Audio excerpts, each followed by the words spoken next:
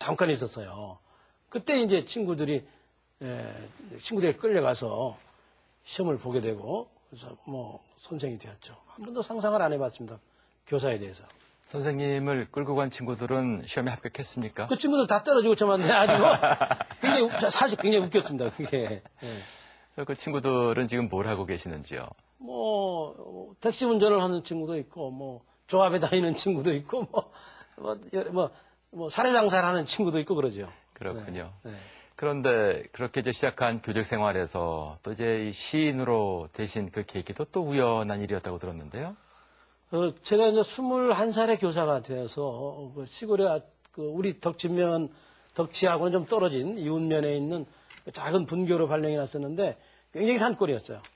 근데 그 깊은 산골로 어느 날 월부책 장사가 책을 가지고 왔습니다. 그때 월부책이 굉장히 유행할 때인데 네. 그때 도스토옙스키 전집을 가지고 왔어요.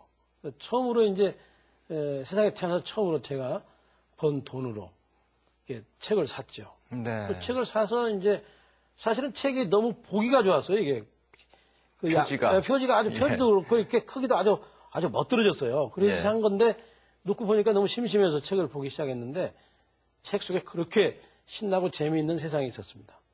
놀라웠죠. 그러니까 장식용으로 사신 책인데. 그러니까 그냥 한번 사놨는데 그 책을 보기 시작했죠.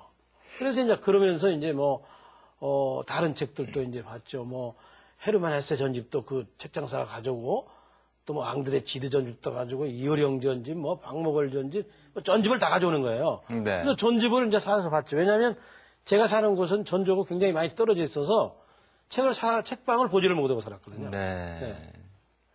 그토록 많은 책을 이제 구해서 읽으시면서 이제 문학에 대한 꿈을 이제 키워나가신 것 같은데 가장 마음에 남은 책도 있을 것 같거든요. 어떤 것들이 가장 기억에 남으십니까? 이렇게 가장 마음에 남는다기보다도 이제 뭐 문학을 하는 사람은 뭐 시를 공부한다면 뭐 시만 공부하면 안 되고 이제 다양하게 책들을 읽어야 되는데 지금까지 쭉 읽어오면서 이렇게 딱 책을 몇 권 추려서 추리라고 하면 뭐 저는 무량수전 배울림 기둥의 기대서서라는 책이 있습니다. 네. 최순우 선생님의 짧은 에세이들인데 소박한 우리 한민족 우리 대한민국 사람들의 소박한 삶을 예술로 가져간 그런 그 이야기들을 아주 이렇게 섬세하고 따뜻한 그 감성으로 우리 예술품들을 해석해 놓은 우리 산천을 해석해 놓은 책이죠. 그 책을 저는 좋아하죠. 그 말씀 나온 김에 특히 초등학생 아이들한테 만약에 책을 권해준다면 어떤 책을 권해주실까요? 아이들이 쓴 동시집이 참 많습니다. 아, 그런가요? 네, 아이들이 쓴 동시집이 있어서 저는 아이들이 쓴 동시집을 좀 주라고 하고 싶고 또 그 훌륭하게 성공한 사람들의 이야기들이 있죠. 전기들이 있죠. 위인전 말씀하시는 거고요. 이런 책들을 좀 주라고 하고 싶고 또 요즘에는 자연에 대한 얘기들을 잘 써놓은 책들이 많습니다. 아, 그런가요? 네. 그래서 자연에 대한 자연을 좀 아이들에게 가져다 주는 그런 책들을 좀 권하고 싶습니다. 제가 좀 전에 질문을 드린 내용이긴 합니다만 좀 달리 말씀 여쭤본다면 선생님이 1982년에 이제 섬진강으로 시인으로 이제 등단하시게 되는데요. 따라서 섬진강은 선생님한테 정말로 남다른 이제 의미가 있는 강일 것 같거든요. 근데 제가 섬진강가에 태어나서 자랐기 때문에 섬진강이 사실 의미가 있는 거죠. 네. 제가 이렇게 저희 집이 이렇게 강가에 있어요. 그래서 방에 누워서도 강물이 보입니다. 이렇게. 마루에 앉아서도 강물이 보이고, 마루에 누워서도 보이고, 방에 누워서도 강물이 보여죠. 아침에 눈을 딱 뜨면 강물이 있고, 눈을 감으면 강물 소리를 따라가면서 잠을 들죠. 그렇기 때문에 강이 내 핏줄과 같았죠. 그렇게 강변에 계시면서 또한 많은 어떤 그 시상을 떠올리셨을 것 같은데 국어 선생님이셨죠? 아니, 저는 초등학교 선생이기 때문에 전 과목을 다 가르칩니다. 그럼 특히 국어 시간에는 아무래도 시인이시니까 다른 선생님보다는 좀 가르치시는 방법도 달랐을 것도 같은데 아닌가요? 근데 제가 근무하는 학교가 학생 수가 적어요. 학생 수가 어떨 때는 한 반에 3명도 가르치고 4명도 가르치고 이제 그랬는데 이제 저는 주로 2학년을 가르쳤는데 2학년 아이들이 오후에 시간이 많아요. 오전 수업만 하고. 이제 오후에 아이들과 같이 이제 놀다 보니까 글쓰기도 하고 그림 그리기도 많이 했죠.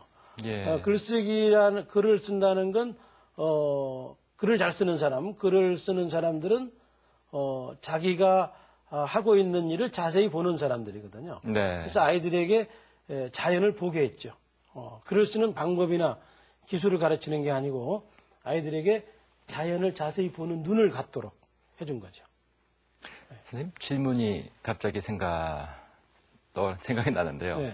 아이들한테 자연을 보게 한다라고 말씀하셨는데 네. 그게 어떤 의미죠? 보는 건 너무 중요합니다. 세상에 보는 데부터 뭘 보면서부터 시작이 됩니다. 그러니까 본다는 게 그냥 이렇게 보는 거를 말씀하시는 건가요? 자세히 보는 거죠.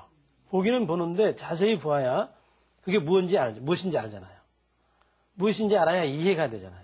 예. 이해가 되어야 그게 내 것이 되고 내 것이 되어야 그게 인격이 되는 겁니다. 그러면 생각이 나는 거죠. 자세히 보면 생각이 나는데 사람을 생각하게 하는 게 교육이잖아요, 사실은. 예. 그 생각을 정리한 게 글입니다. 예. 그러니까 생각을 정리한 것들이 우리가 살고 있는 이 세상 모든 것들은 다 생각을 정리한 것이죠. 이 컵도 생각을 정리한 거잖아요. 예. 그래서 아이들에게 사물을 보고 생각하게 해서 정리하게 하는 그런 시간을 주는 거죠. 초등학교 2학년 학생이 그게 가능할까요? 아주 가능합니다. 어린이들은 이게 어려운 말을 몰라요. 정치적인 용어라든가 문학적인 용어라든가 종교적인 언어를 이게 잘 모릅니다. 네. 근데 아이들은 보게 하면 잘 되는 거예요. 잘 보는 거죠. 예를 들어서 벚꽃이 많이 지금 피어 있다. 그러면 벚꽃을 오래 보게 하는 거죠. 벚꽃을 자세히 보게 하는 겁니다. 자세히 보면 생각이 나잖아요. 그 생각을 쓰는 게 글이잖아요. 네. 네. 그러니까 이론적으로 논리적으로 가르치는 건 어렵지만 아이들에게 사물을 보게 하는 건 아주 쉬운 거죠. 네. 네. 새가 날아다니면 새 날아다니는 걸 보게 하는 거고 눈이 내리면 눈이 내리는 걸 보게 하는 거고 비가 오면 비가 오는 걸 보게 하는 겁니다. 바람이 불면 바람이 부는 걸 보게 하는 거죠. 그러면 생각이 납니다. 바람을 본다라고 말씀을 하셨거든요. 네. 바람도 바람 보이나요? 부는 거 보이잖아요. 나뭇잎이 흔들리잖아요. 그렇군요. 네. 그 선생님이 그래서 아이들하고 함께 이제 내신 네. 그 동시집도 있는 것으로 알고 있는데요. 아이들과 동시집을 많이 냈습니다. 어떤 계기로 아이들과 함께 시집을 내기로 또 생각하셨는지요? 이제 그 아이들과 같이 이렇게 이제 글쓰기를 하다 보니까 아이들의 글이 굉장히 뭐라고 할까 신선해요. 어른들이 생각하고는 전혀 다릅니다. 근데 이제 아이들의 글들을 이렇게 모아다 보니까 애들이 글이 일기장에 동시집이 많이 모여요. 네. 어느 날 이렇게 보니까 너무 많은 게 동시집이 많은 거야. 그래서 이제 그걸 다 이렇게 다시 봤죠.